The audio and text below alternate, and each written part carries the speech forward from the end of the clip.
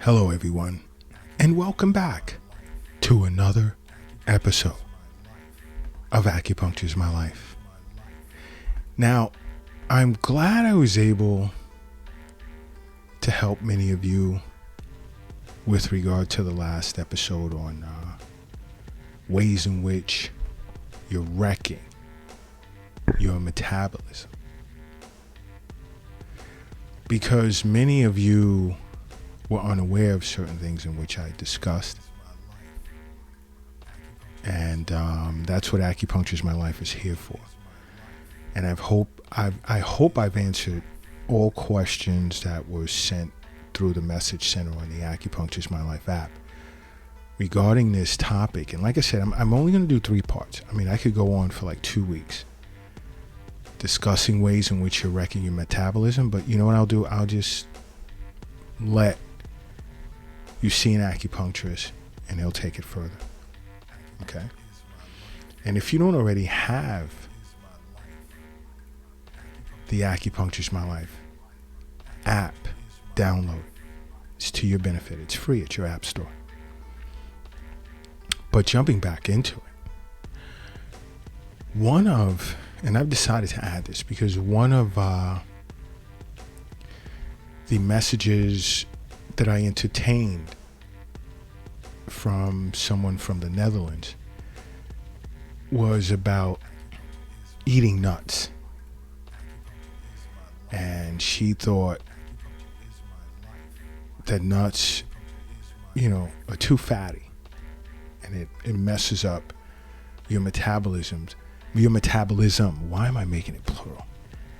I need a cup of tea. But what happens here is, that's the furthest from the truth. It's actually the opposite. Because you see, nuts in general tend to contain polyunsaturated fatty acids, especially walnuts. And you see, polyunsaturated fatty acids tend to enhance the activity of certain genes that are in control of fat burning. And many individuals are unaware of that. Just a small handful, I would say about 1.5 ounces, can be super beneficial. And I'm talking about a small handful of walnuts daily. Is great at burning fat. Okay, so no, nuts are not too fatty, and in no way are nuts bad for you. Now, there are certain allergies. Individuals can have peanut allergies, and that's not good. But if you're allergic to peanuts, see an acupuncturist. Some certain amazing things can happen with regard to that. But I'm just going to leave it between you and the acupuncturist that you choose.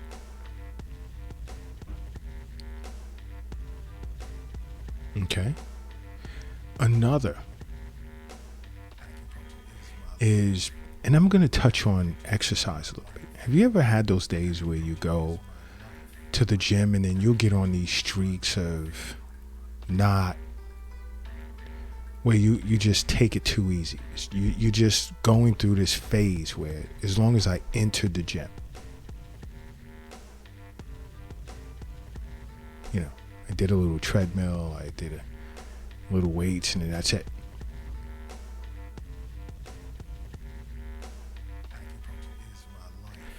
You see, it's also about intensity. And I'll even focus on women, right? Let's just say the average woman who exercises, let's say they perform 21 minutes of high intensity training, workout, let's say around 3 times a week. There's studies that have shown that they would lose like somewhere in the ballpark of between 5 to 7 pounds more than women who exercise 40 minutes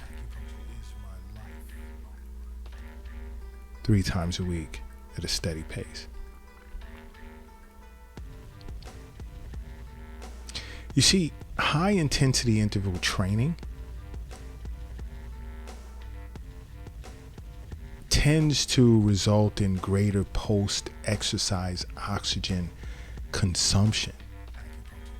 What does that mean? That means you continue burning calories sometime after, hours after you've concluded your workout. So even if you don't have, let's say, the 40 minutes to put into a workout, or even 30 minutes, so you just want to easy for like about 21 minutes, then you know what? Turn that into a high intensity interval training session. And you would benefit like a great deal.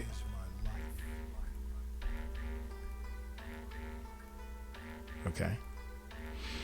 Now, another thing is this all or nothing workout mentality.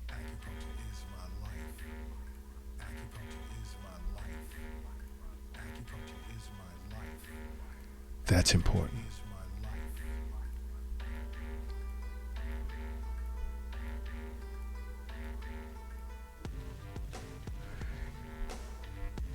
All or nothing workout mentality can be awesome. But you know what? I don't want to dive too deep into workout styles, so I won't even expand on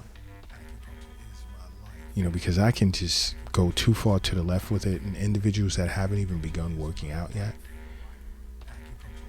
it can turn them off. So I'm not going to jump too deep into that. But I will say, when it comes to exercise, you can exercise at the wrong time of day. It's best to get your workout in the early morning, because you want to help regulate your circadian rhythm. And your circadian rhythm controls many functions in which your body performs, including how well you sleep, how much you eat, the amount of energy in which you burn, and so many individuals are unaware of that. So, and I've said this in past episodes, you have to go to work, all right, get out early in the morning and get a nice brisk walk going or jog first thing. Because individuals that tend to do that tend to have a lower body mass index compared to individuals who worked out later in the day. And you're not going to get that killer workout that you would get first thing in the morning if you're working out after work, because you're fatigued, you're tired. Now you're drinking energy drinks to give you that boost to try and get an awesome workout in. Now, I've spoken about energy drinks in the past. You're doing yourself a grave disservice. Don't touch those things. Stay away from them as much as possible. You want to avoid those. Try and work out. Okay, if you have to leave for work at 7, then get up at 6. Or get up at 7 to go to work, then get up at 6. If you have to leave at 6 to go to work, then get up at 5. And I know many of you globally are looking at me like, and I'm talking 5 a.m. first thing in the morning. Many of you are looking at me like, is he crazy?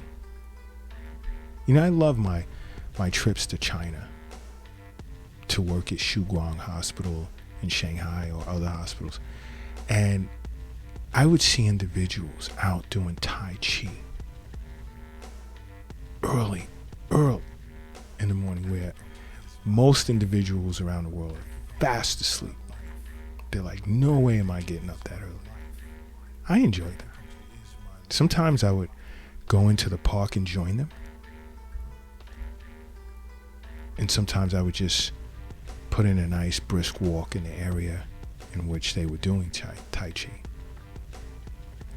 and the energy I would get from that. Awesome.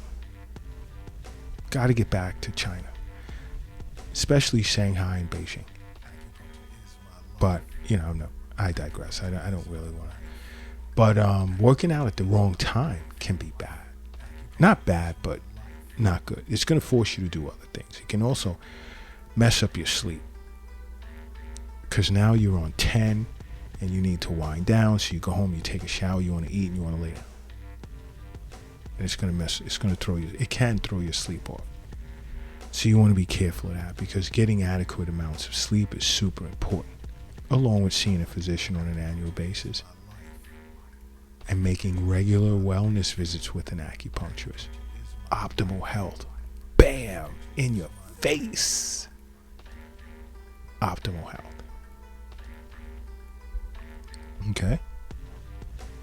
Now, what's another way you could be wreaking havoc on your metabolism? You know what? Pesticides.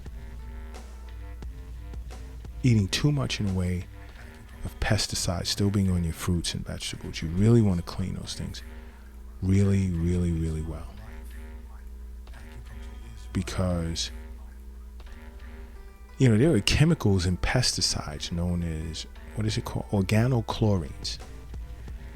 And these organochlorines can wreak havoc on your body's energy burning process, making it super difficult for you to lose weight. And I get this a lot, because I'll get patients, whether it's virtual or at the Acupuncture My Life clinic here in New York City, they'll say, but doc, I've taken your advice, done Eastern nutrition with you, and I'm eating the fruits and veggies and da-da-da-da. And, how well are you cleaning them? I just put a little water on it, and then just, no. Because unfortunately, there are pesticides on it. There are chemicals on your fruits and vegetables. And it's making it difficult for you to lose weight. Now, they notice weight loss, but not at the levels in which there was potential. So, individuals that eat a lot in the way of toxins on their fruits and vegetables tend to experience an above normal drop in metabolism. And many individuals do not know this. And this high exposure to pesticides can destroy your thyroid gland.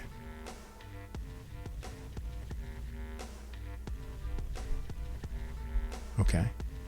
So you really want to look to clean those fruits and vegetables as best as possible.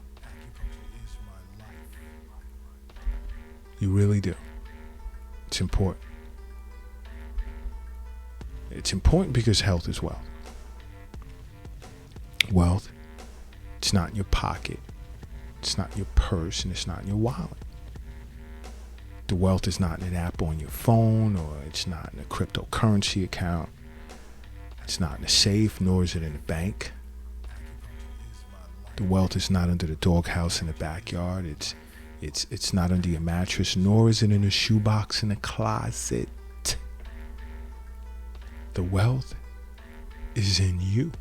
That's why you listen to Acupuncture's My Life podcast. But guess what? You know what else wreaks havoc on your metabolism? The toxins that are in processed foods. Bam! Knocked many of you right out of your chair just now. Why? Because I tell you over and over, stop eating processed foods. Stop. If you don't know what to eat, see an acupuncturist. Undergo an Eastern nutrition consultation session. It'll change your life.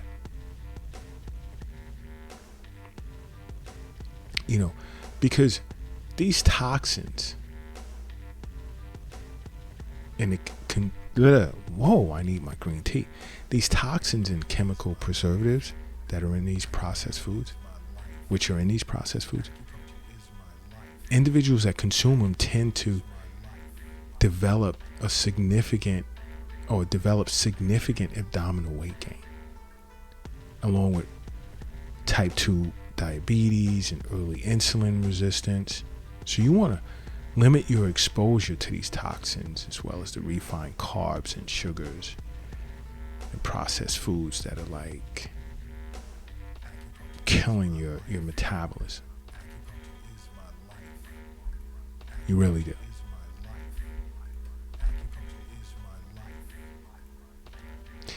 Another is, and I got this, you know what? Wow, this is so cool, because now I remember in a message I received, it's around 7 or 8 hours ago, regarding part 1, or after they listened to part 1, was water. They spoke of water. That's why they drink lots of water. And I also had to tell them, in drinking water, be careful that there's no fluoride or chloride in it. It affects your thyroid gland. Your metabolism will slow down, and it can even become dysfunctional, believe it or not.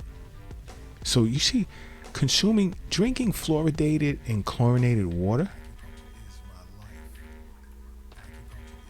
plays a huge part in the dysfunction and metabolic processes, because those chemicals tend to interfere with normal thyroid function.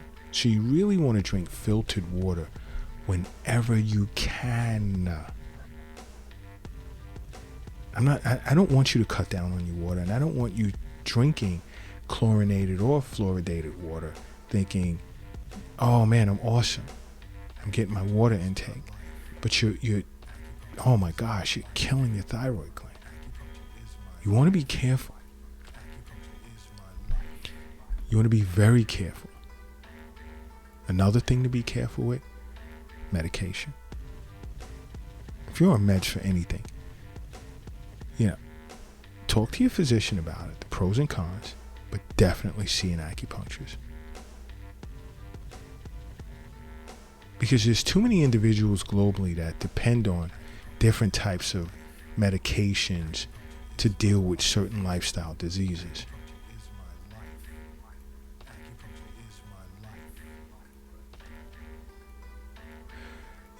There are individuals that are taking drugs, let's say for high cholesterol or diabetes or high blood pressure, for an extended period of time. I'm not saying whether these medications are bad or good for you, but too much of anything for too long, my opinion, is not necessarily good. And it can interfere with critical metabolic processes. So if you find yourself on medications for high blood pressure, cholesterol, and diabetes, sit with your physician, your prescribing physician, and discuss the amount of time you've been on it and see what they say. Because being on it for a long time can reduce the expenditure, or your expenditure, of energy. So you may want to speak to your physician about, let's say, non-pharmaceutical interventions, and you definitely want to see an acupuncturist. Without a doubt, hands down. Hands down. You know what else? It's huge. Protein. Protein is huge. It's huge for your metabolism.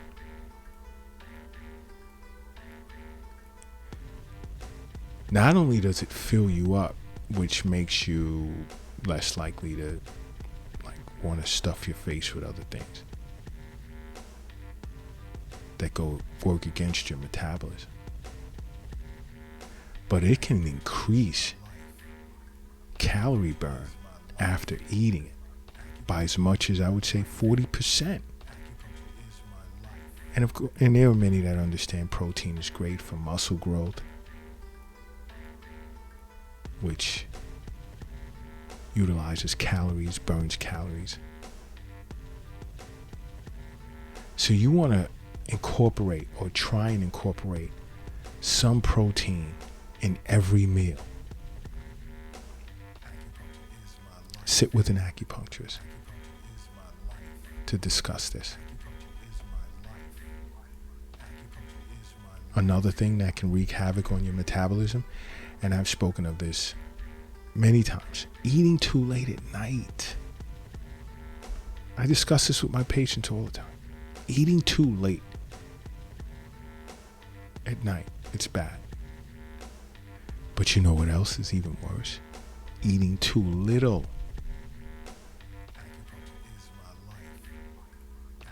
You can eat too much and you can eat too little. Your body requires fuel to function. Or it'll switch to starvation mode. Not good, because now when it switches over to starvation mode, your metabolic rate slows down. In order for your body to hold on to that fuel source for as long as possible.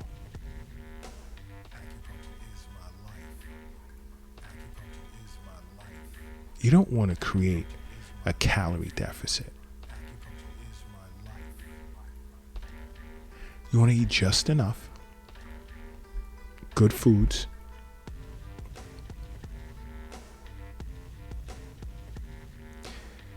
and go from there. Don't overindulge. And you want to eat healthy foods. And you want to see an acupuncturist. And you want to make acupuncture part of your life. And you want to know that acupuncture is my life. And I want to know what's yours.